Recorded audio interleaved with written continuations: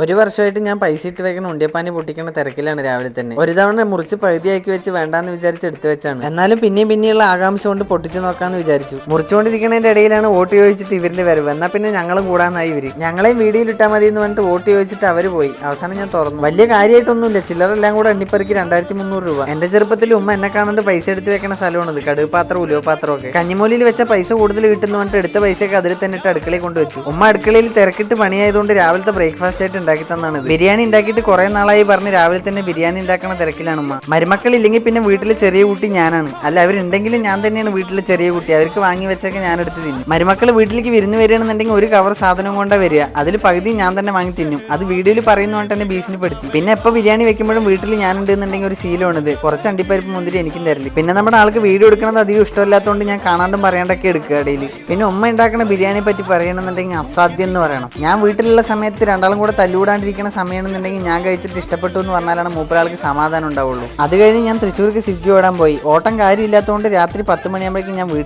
വീട്ടിലെത്തിയപ്പോൾ ഇങ്ങനെ ഒരു കത്താണ് ടേബിളിന്റെ മേലെ കണ്ടത്. എന്താ എഴുതിയിരിക്കുന്നൊക്കെ നിങ്ങൾ വായിച്ചോ?